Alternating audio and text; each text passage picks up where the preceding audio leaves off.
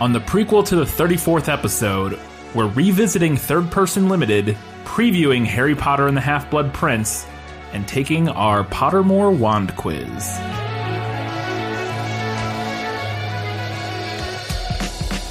Well, welcome back to This Film Is Lit, the podcast where we talk about movies that are based on books. We're back into Harry Potter after a venture down to the quaint little village of Sleepy Hollow.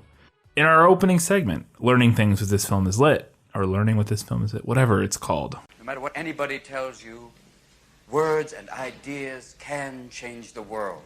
We're going to revisit Third Person Limited, which was the first thing we talked about in learning things in the Harry Potter segment. So let's do that. Way back when we started this Harry Potter journey, in the prequel to the Sorcerer's Stone episode, the topic that we discussed in this segment and then again in the main episode was point of view in the Harry Potter novels.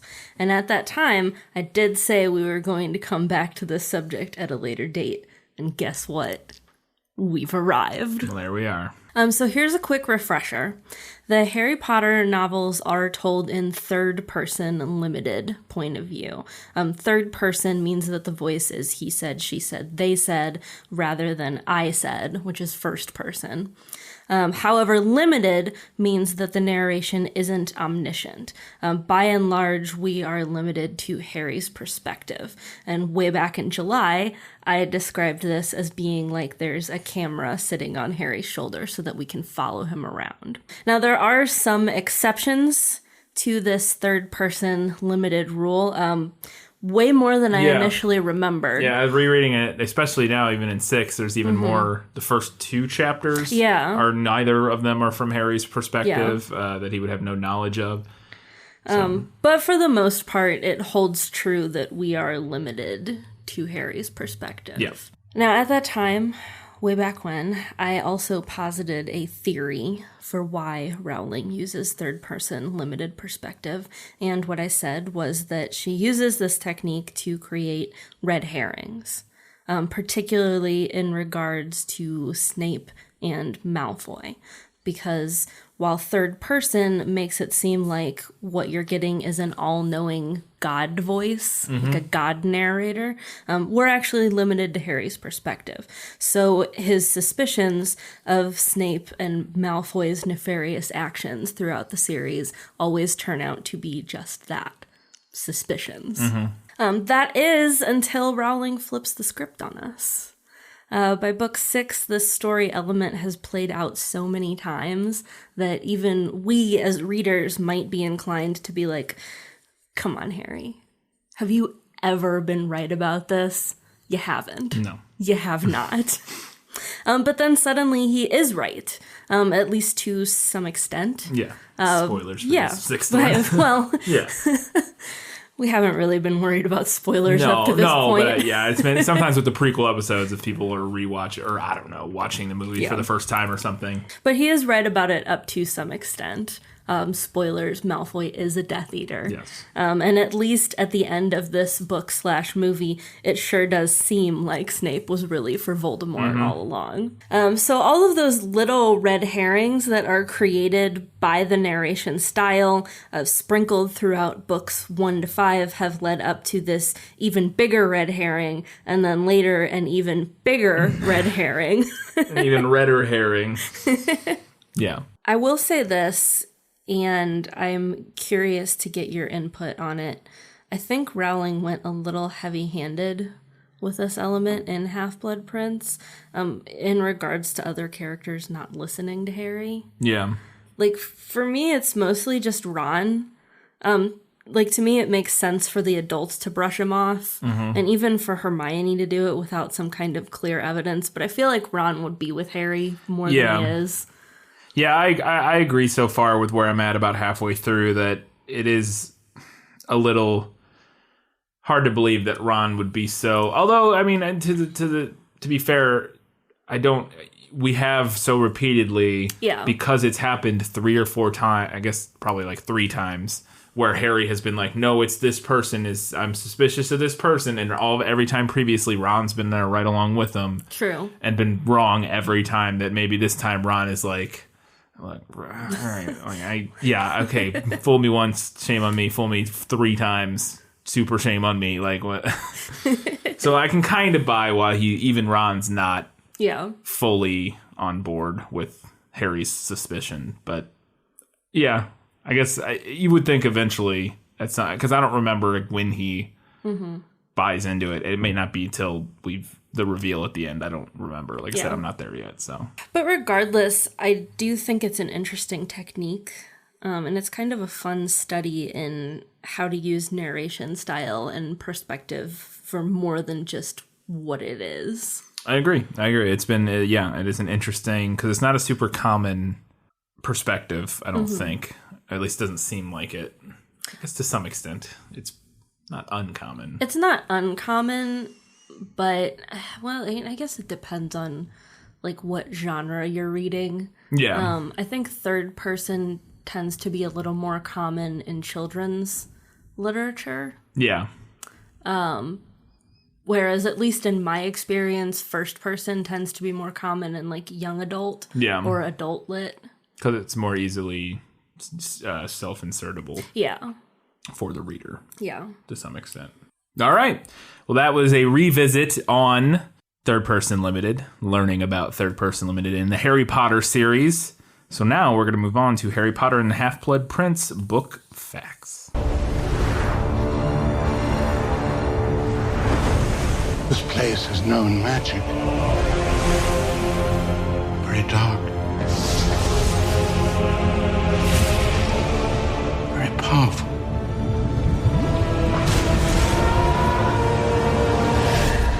This time, I cannot hope to destroy it alone. All right, Harry Potter and the Half-Blood Prince, published on July 16th of 2005. It sold 9 million copies in the first 24 hours after its release, which was a record at the time, eventually broken by Harry Potter and the Deathly Hallows. Yep. It sold 6.9 million copies in the US, and Scholastic actually had to rush an additional 2.7 million copies into print. Wow. You would think at this point they would know that they needed to print a hell of a lot of these books. Yeah, you would think by book 6 they'd have it figured out. But apparently they underestimated it. That publication was accompanied by some controversy. In May 2005, bookmakers in the UK suspended bets on which main character would die in the book, amid fears of insider knowledge. I didn't find a ton of information on this, but I like the idea that bookmakers in the UK just like have bets going on what'll happen in books. Oh, well, yeah. Wait, okay, just to be clear, bookmakers in this context is the publishers. No. Bookmakers is bookies. It's people who I'm like, not because I thought that at first, but I'm like 99% sure. Because how would publishers have any? They wouldn't have They wouldn't be doing anything to do with bets. So. It's bookmaker. It's 100%. Bookmakers is people like bookies, like people who take bets, like in Vegas, you know. Okay, I believe you. I've never heard bookies called bookmakers. Yeah, they are. That's not uncommon. Bookies is like short for bookmakers. That's like where it comes. I'm like 90% sure. I'll double check when I'm editing this, and if I need to correct it, I will. But I thought the same thing. I was like, why? Because I was like, bookmakers. Why would the bookmakers have? And then I was like, oh, not the publishers. The like bookmakers, they thought there had been a leak, so they were no longer taking bets because your following sentence here you didn't read yet explains why they. Yeah. So apparently there were a number of high-value bets made on the death of Dumbledore, many of them coming from the town of Bungay, where it was believed the books were being printed at the time. So yeah, the bookmakers were saying, yeah, we're not going to take any bets on this because these people are placing huge bets, and oh, surprise, surprise, the people placing these huge bets may or may not work in the factory where the books are being printed, you know. Well, so, at least they kept it on the up and up. Yeah. They kept it on the up and up because they would lose a bunch of money. Fair enough. Another controversy in early July of 2005, a Canadian store accidentally sold 14 copies of the Half-Blood Prince before the authorized release date. Jeez Louise. And I love this one because I feel like this would only happen in Canada. The Canadian publisher actually obtained an injunction from the Supreme Court of British Columbia prohibiting purchasers from reading the books before the official date or from discussing the books. The discussing, I could see. I don't know how you would, but I don't know how you'd possibly enforce. I could see how if you could enforce somehow, if you found out they had if they'd posted, that seems potentially like. But right. Reading if it, you had some kind of evidence of it, but yeah, how would you enforce reading it and having a conversation with your friend about it? Like, how could you possibly? Yeah.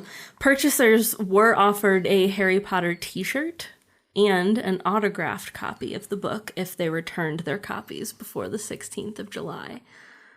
Mm-hmm. Well, I would be down for that, for an autographed copy. Yeah, I mean, I could imagine that if the people who got them were Harry Potter fans, they'd be down for that, and now they probably would be. But if they were like people of less scrupulous morals, because I don't know, I wonder legally what. And now you say that the injunction from the Supreme Court saying they're prohibited from reading it or whatever. I wonder what their legal ramifications could be if they were sold the book and they turned around and sold it to somebody, like some company who wanted to break a publication or something. Who wanted to have like not a newspaper, like a tabloid or a magazine of like, we know who dies in the Harry Potter book 2 weeks before it comes out, and they sell it. Somebody. Good question. I don't know, like if they could get sued, maybe, or if not, because they weren't the one, they didn't steal the books. They were, I don't know. It's interesting.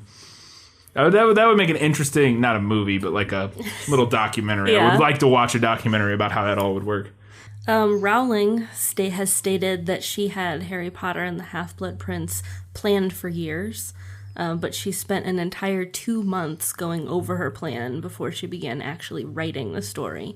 And if you remember back to the Goblet of Fire prequel, I mentioned that she had to rewrite a lot of that one because she noticed a plot hole halfway through writing. Mm-hmm. She learned her lesson. Yeah. And I thought this was interesting. The first chapter of Half-Blood Prince, the other minister, the one where the Muggle minister meets the magic minister. Yeah, the Minister of Magic. That was a concept that Rowling apparently actually tried out in Sorcerer's Stone, Prisoner of Azkaban, and Order of the Phoenix. But she said it didn't really fit or work until she tried it in the Half-Blood Prince. Yeah, it definitely fits in Half-Blood Prince. Mm-hmm. I can see why she would want to do it at some point. Like, I can see having that idea of, like, the minister showing up and explaining to the Muggle minister that wizards exist. But it makes sense in the context of Book 6 because all of these terrible things are happening, and it's like a grave security threat to the whole world, or at least all of England or whatever, and eventually, potentially, the whole world. So and the idea of there being a new minister, too. And there's a new one, yes. Offers, like, extra excuse for that, for that to happen. Yeah. Half-Blood Prince was received positively by critics, who by and large praised the novel's use of themes and its development of its teenage characters. Julia Keller of the Chicago Tribune called it the most eloquent and substantial addition to the series thus far.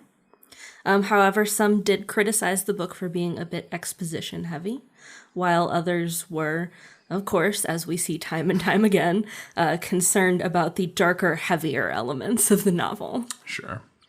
Everybody's always so worried about that. Yeah. It's a bit, I don't know. It's, unless there's more at the end, but her novels are always exposition heavy at the end. Yes.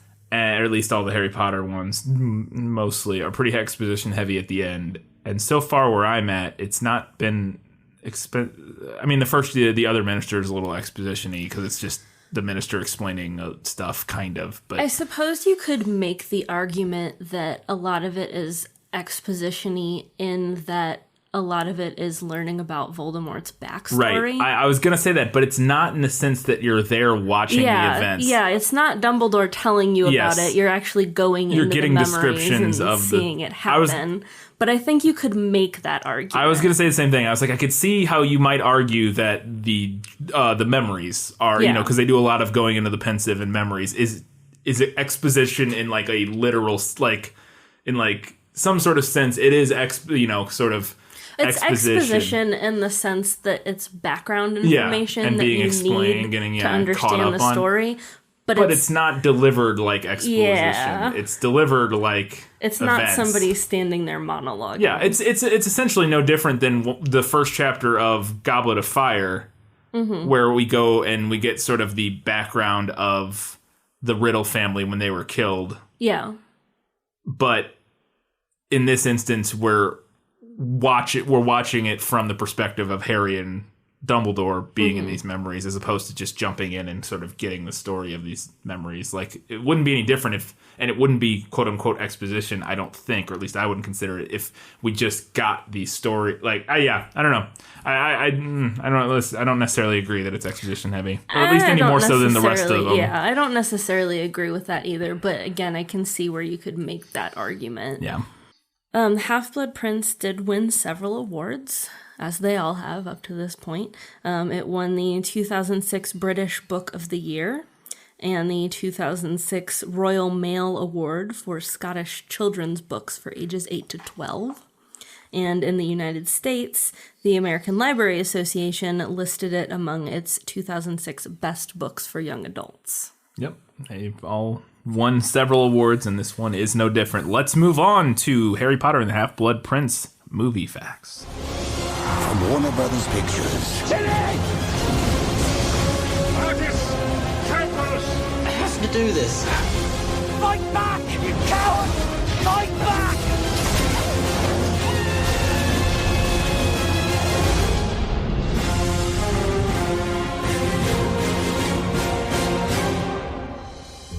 So Harry Potter and the Half-Blood Prince was originally scheduled to come out in 2008, but ultimately got pushed back to 2009, which I didn't write this down, but apparently the studio got death threats about it being moved back from, idiots on the internet or whatever. But it's directed once again by David Yates, which is the only second time that somebody has directed two movies, and David Yates goes on to also direct both of the Deathly Hallows. You said that in I've mentioned it. He goes on to direct both of the Deathly Hallows installments, and he has directed both of the Fantastic Beasts movies since then. Yeah. But Alfonso Cuarón said he would love the opportunity to return and direct it, which he did not say the same thing when they offered him 4 and said, do you want to come back and direct 4? And he said no.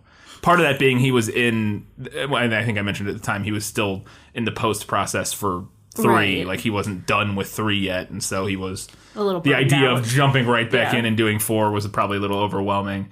And a little burned out. So, but he wanted to come back, but they didn't offer it to him. But they did offer our boy Guillermo del Toro. Once again, they've offered him like every movie, and he once again turned it down. I think this one would have been right up his alley.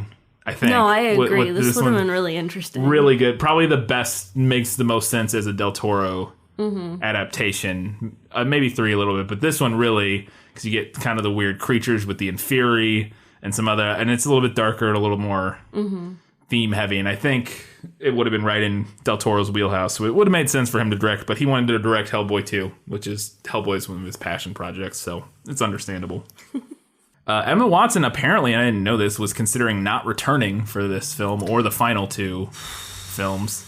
Kind of came to, like, she just wasn't sure if she wanted to keep doing it. She said at the time she wasn't even sure if she wanted to keep acting, because I'm sure, again, she's to this point, she's committed 7 years of her young life to this, and it's just got to feel, like, again, sort of overwhelming and just kind of getting burnt out on it. But ultimately, she said the pluses outweigh the minuses, and she couldn't bear to see anyone else play Hermione, so she stuck it out for the last few movies. That would have been weird. It would have been very weird. I mean, they did it with Dumbledore because they had to. Right. You would, but Dumbledore had only been in the first 2. And very little even in those. He's not even in them that much. He wasn't like a major character like Hermione is. No, I agree. Yeah, it would have been really weird, but they didn't have to do it, luckily. Christian Coulson, who played Tom Riddle in Chamber of Secrets, wanted to come back for the flashbacks or for the memories to play Riddle again, but they were like, well, you're almost 30, so it won't exactly work for most of there's, I guess, maybe I'm not there yet. There might be some memories when he's a little older in school. Yeah, well, like when he's like a 5th year or whatever. Might have been a couple that they could have potentially gotten away with. But even those, he's still, kind of 15 or 16. Depend on how well he'd aged. Yeah, he definitely couldn't play the 11-year-old, obviously, because, he's, again, almost 30. Ultimately, they did cast the nephew of Ralph Fiennes. His name is Hero Fiennes Tiffin. That's a name. And now, obviously, Ralph Fiennes plays Voldemort. Right. He didn't get the role. David Yates said he didn't get the role because of his relation to Rafe. He did. I believe it is Rafe, not Ralph. He did get partially because he looked like him, or looked similar enough. That was part of it, but not like he wasn't like nepotism, supposedly.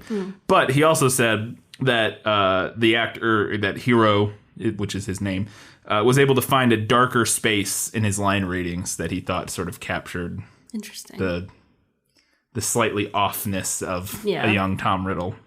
So the exteriors of the Horcrux cave from the third act were shot at the Cliffs of Moher in Ireland, which have made an appearance in our show before in the very first episode. They're the real-life Cliffs of Insanity from The Princess Bride. So they're back in this one, standing in as the cliffs from, the Horcrux cave. Half-Blood Prince is the only film in the series to be nominated for Best Cinematography at the Academy Awards. They haven't been nominated for that many Academy Awards. Usually, if they do, it's something like one of the technical awards, which this is kind of a technical award, but it's considered more of an artistic creative award as opposed to like sound mixing or which even those are for sure. But those are like the technical categories. Where do you draw the line? Yeah. But it was nominated for best cinematography. The cinematographer Brune, it's probably Brune, maybe. I don't know exactly how to pronounce it. Del Bonnell used a lot of interesting angles and extreme close-ups. He's a very celebrated cinematographer, having been nominated for 5 Academy Awards for cinematography, including this film, A Very Long Engagement, Inside Llewyn Davis, which is a Coen Brothers film, The Darkest Hour, which is the most recent, the one Gary Oldman won an Oscar for 2 years ago for playing, or last year for playing the Prime Minister. During World War II, whatever his name is. Winston Churchill, yes. And Amelie, which I did not realize that was who... the cinematographer was. So this movie was shot by the same guy who shot Amelie. I didn't realize it the first time I saw this movie. I'm sure I'd seen Amelie at the time. If not, I might have seen Amelie like the year after I watched this movie. Because this came out in 2009, and that was probably around the time I first watched Amelie, in that ballpark. Some things you can look out for if you are rewatching the film, which I can't wait to do because I want to look for that sort of visual style, because that's the thing that blew me away so much. The storytelling in Amelie is brilliant. The story is amazing. The acting, everything about the film, I think is perfect. But the cinematography really blew my mind at the time, and the way it was shot. It's just so different from a lot of films I had seen at the time. But usually uses a very stylized color palette. Del Bonnell does. Apparently, the studio made them dial it back in this film. They had a first cut with they had it put together with how Del Bonnell had color graded it and how we wanted it to look, and the studio was like, it's too stylized, basically. They wanted it to kind of dial back from that, which I'd be really interested to see that cut of it. That version of it. That would be interesting. But he uses lots of close-ups, and he also normally uses a very well-defined film grain because he usually shoots on film, which I guess this is probably digital film or whatever. But so yeah, he usually has a very distinct look. If you've seen any of those other movies, like I said, he's a very unique cinematographer. But he also morphs fairly well, because I haven't seen all of Darkest Hour. I haven't seen The Darkest Hour, but I've seen the trailer, and it doesn't scream sort of the same. It's shot differently, but probably similarly unique to how Amelie is shot, because Amelie is very quirky and to sort of match Amelie's character. So I'm interested again to rewatch this one, knowing who the cinematographer is. Because again, Amelie is my favorite movie of all time, and visually, I think it's just stunning. So the visual effects took months to complete for the Inferi attack scene inside the cave at the end of the film. And they very consciously didn't want the Inferi to come across as like zombies. They're like, a lot of it came down, so basically kind of boiled down to how they moved. They decided they didn't want them too slow, but they also didn't want them fast. But they also didn't want them like groaning and moaning. They just didn't want them to like come across as zombies necessarily. So they were trying to like ride a fine line between, obviously they're similar-ish, but they didn't want you to just go, well, zombies. Like, zombies, okay. Also, the visual effects for that scene in particular were done by Double Negative Studios, which is like one of the best visual effects studios in the world. They've won like a bunch of Academy Awards and worked on all kinds of stuff that you would recognize if you most recently, which I've just been watching, the Netflix series Altered Carbon. They did all the visual effects in that, but all kinds of other stuff. That's just the tip of the iceberg. If you need more evidence of Maggie Smith, that Maggie Smith was the perfect badass to play McGonagall, Dame Maggie Smith completed filming this whilst undergoing radiotherapy for breast cancer. Wow. So she's probably not in the movie as much for that reason as she might have been. Yeah. But still. Apparently, this is Daniel Radcliffe's least favorite of his own performances in the series. He said in an interview in 2014 that he was just not very good in it and said it's hard to watch. Which I don't recall that being the case, but yeah, I don't really recall him ever being bad in any of them necessarily. But I mean, we're all our own worst critics. True. But it's funny that he said this one was the worst of. Yeah, it's interesting. I think I don't know. I haven't seen it in a long time. It's been a long time since I've seen it. I think I only saw this one once. Yeah, but it's interesting that he would single out this one in particular. Yeah, it is strange. So apparently the original script included all of Dumbledore's memories about Voldemort, which there are quite a few in the book, at least several. 4, maybe more. And they had those all in the original script, but David Yates decided to trim it down. According to Steve Kloves, he wanted to showcase Voldemort's rise without getting overly involved with his past as Riddle, which I think's a bit of a mistake. Yeah. Just based on that sentence. Before rewatching the film and from what I remember of it, I remember liking this movie overall and thinking it was pretty good, a pretty good adaptation. But that's a mistake because kind of his past as Riddle sort of informs exactly the point. Yeah, it sort of informs who he is and why he is. So not getting into that is and two. Okay, I'm gonna exposit here for a minute.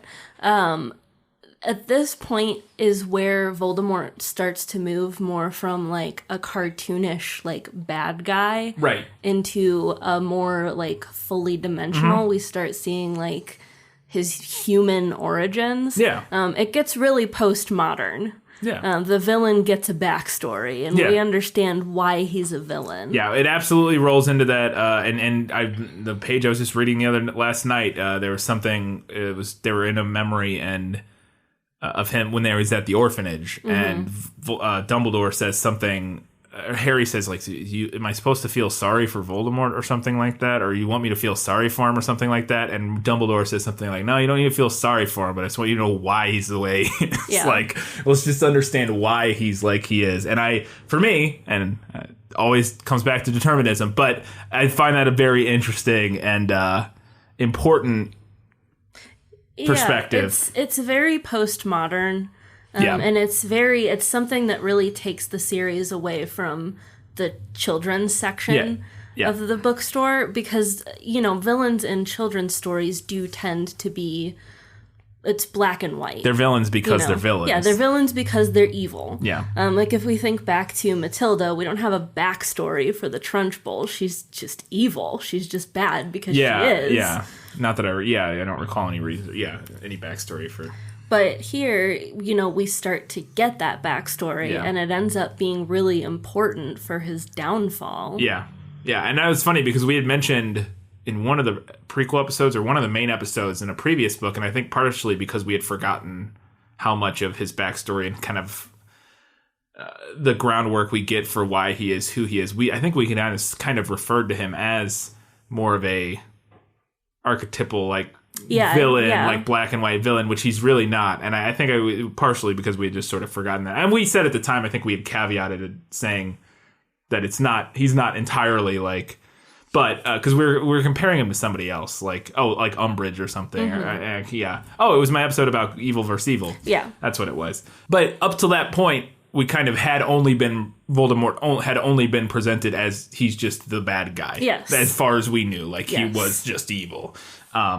This book and movie definitely takes it in a different direction, like you said, a more postmodern. And it's not necessarily that we're intended to feel sympathy for him. No, it's that we're intended to understand him. A little bit more. Yeah. Yes, and for me, it goes in a whole different. It's an even more complicated issue than that. But that's a whole nother. That would take a whole nother hours and a half worth of time to discuss. So we're not going to get into that right now. But one day maybe I'll rant about determinism for 2 hours and bore everybody to death. Maybe we can get a philosopher on here to explain why I'm right. I'll just drink wine the whole time and chime in about postmodernism. Production designer Stuart Craig revealed, and I didn't know this, so it was interesting, that the design for the 3 broomsticks was constructed for the Wizarding World of Harry Potter, the theme park first, and then they recreated it for the movie. Nice. So that, like, when you go to the theme park, the inside is exactly like the movie, but it wasn't the theme park basing it on the movie. Like, they didn't get notes from the movie. The theme park made it, and the movie was like, all right, we'll just do that.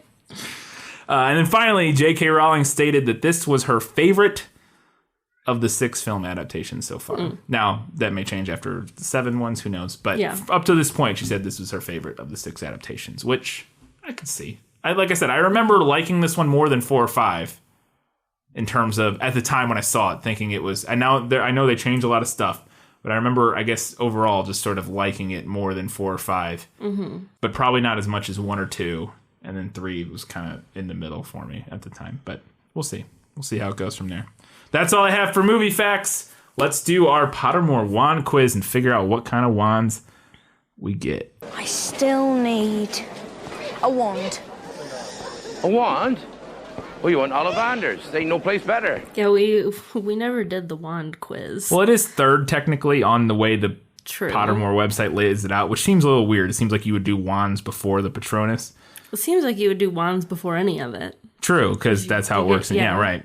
Fair enough. I can see why they put them in the order they do. Well, no, I can see why they put house first, because like that's the one most people are interested in. Is the big thing. But it seems to me like you would still, even if you wanted house first, you would put wands before Patronus. Although it worked out for us because the Patronus made sense to do with 3.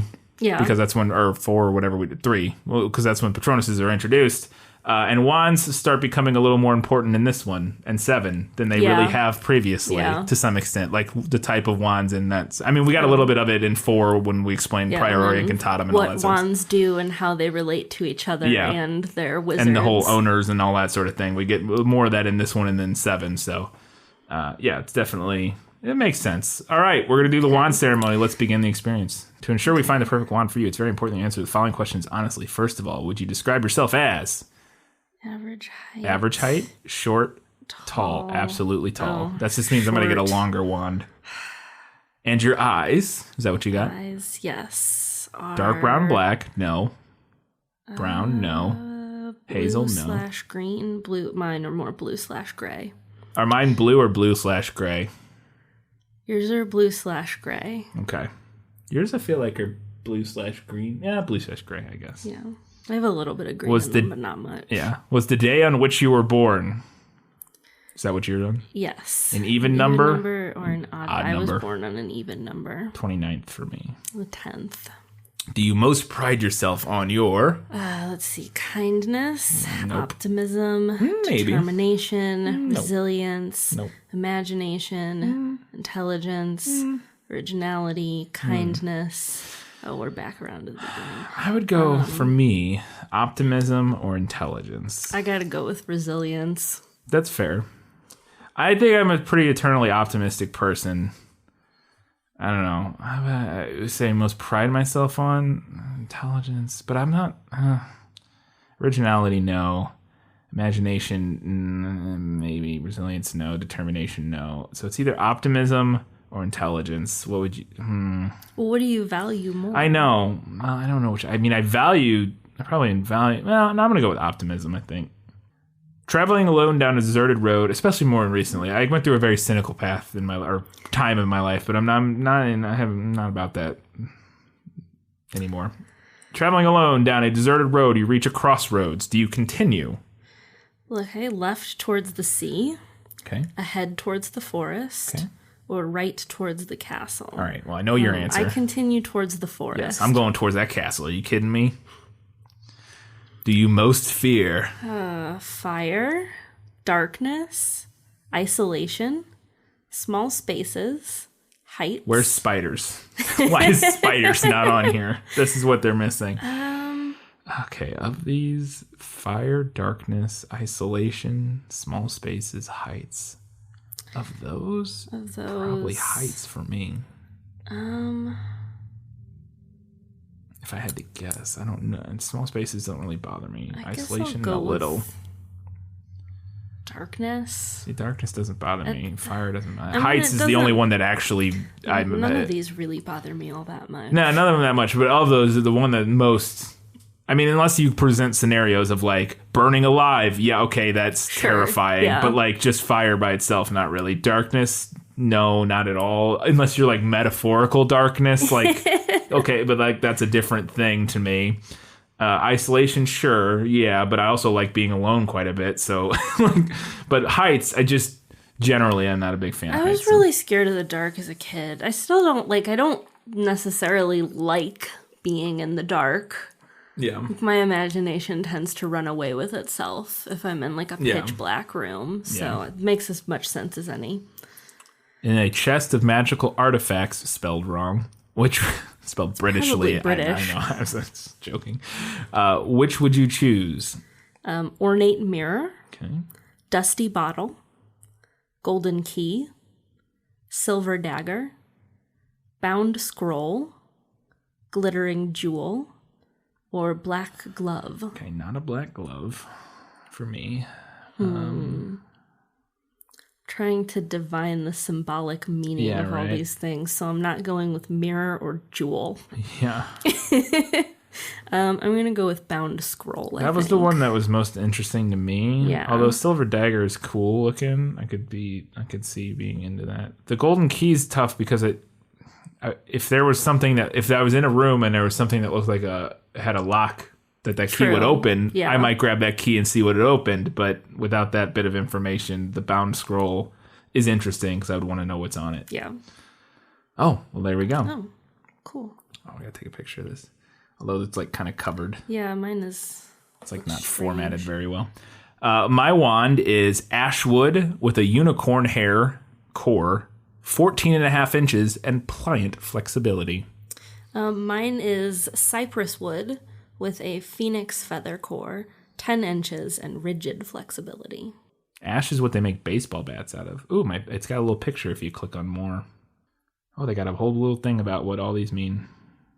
Most wands range between 9 and 14 inches, so mine is slightly longer than most wands. Just saying. Oh, cypress wands are associated with nobility. Ash wands cleave to its one true master, not to be passed on or gifted from the original owner. It will lose its power and skill. So maybe some types of wood, supposedly, so maybe like Neville, because he had his dad's. Yeah. Maybe his was not ash, clearly. Yeah. It was some other wood. I don't know. I assume we probably know what it is, like an extended canon. Phoenix feather is the rarest core type. Wait a second. Is that what... This is blowing my mind. The flexibility and rigidity. Did you read that? Wand flexibility or rigidity denotes the degree of adaptability and willingness to change possessed by the wand and owner pair. Oh. That can't be what that was meant to mean originally. I always thought it meant how bendy how the wand bendy was. it is. That's 100% what that meant. I guarantee. I need to know people who into Harry Potter what they thought. There's no way people thought that was what that meant.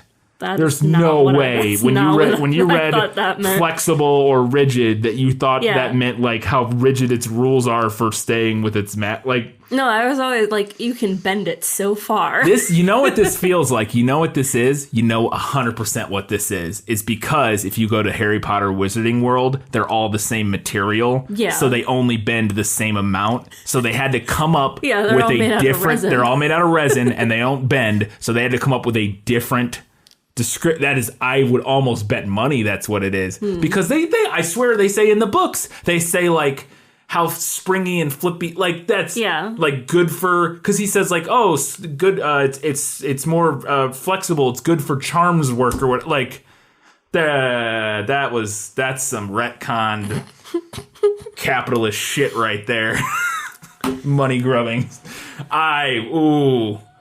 That's weird. I don't know how I feel about that. Anyways, that's all. We're done. Let's wrap it up.